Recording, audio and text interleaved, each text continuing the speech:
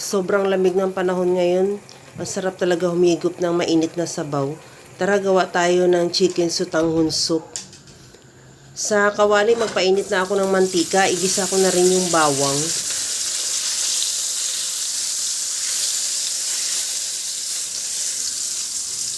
Igisa ko na rin yung sibuyas.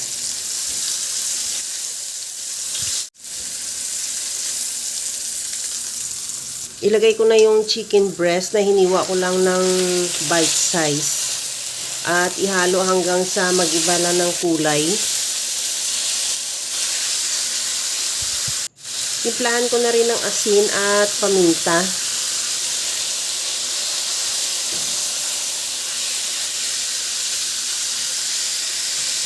Okay na itong ating breast chicken. Lagyan ko na ng tubig. Nakadepende yung dami ng tubig sa dami ng sabaw na gusto mo. At takpan hanggang sa kumulo. At meron ako dito annatto seeds or sweetie. Lagay ko lang sa mainit na tubig para lumabas yung kulay niya. At nilagay ko rin sa strainer para hindi na mahalo yung buto. Hindi mahirap tanggalin. At nilagay ko na rin yung carrots at yung pinaka white part ng ating Chinese cabbage. Takpan hanggang sa maluto.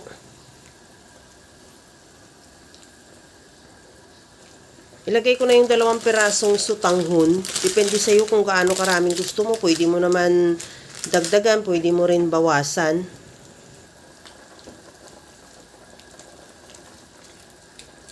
Ayun, Pagkaluto ng sutanghon, ilagay ko na rin yung pinakadahon ng ating Chinese cabbage or Baguio pichay. At ihalo lang hanggang sa maluto.